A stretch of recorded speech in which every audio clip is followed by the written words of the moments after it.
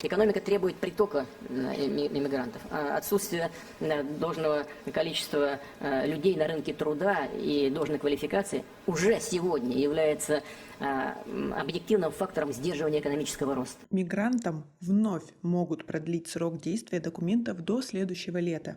Досмотрите это видео до конца, и вы узнаете самые свежие новости о миграции.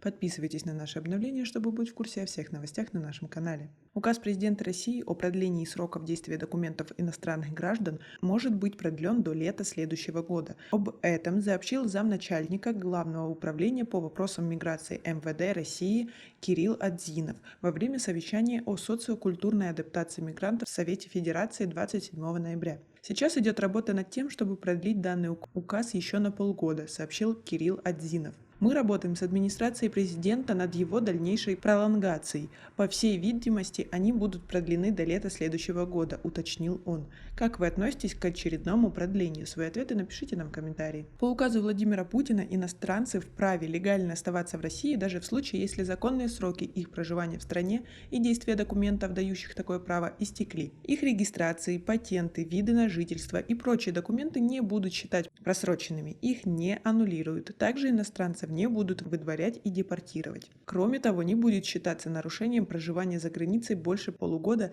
для тех иностранцев, которые оформили в России вид на жительство и другие документы, стали участниками госпрограммы и так далее. Указ появился в связи с пандемией коронавируса и закрытием границ. Президент подписал его 18 апреля. С тех пор дважды его продлевал. Сначала до 15 сентября, затем до 15 декабря. Ранее премьер-министр России Михаил Мишустин подписал постановление об утверждении допустимой доли иностранных работников в отдельных видах экономической деятельности на 2020 год. Об этом мы уже говорили, можете посмотреть у нас на канале.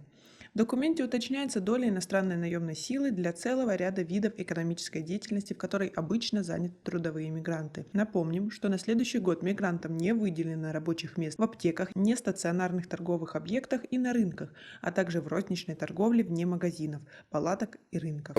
Я прошу внимательно относиться к каждому конкретному случаю, проявлять участие и доброе, радушное человеческое отношение к людям, которые хотят связать свою судьбу с Россией.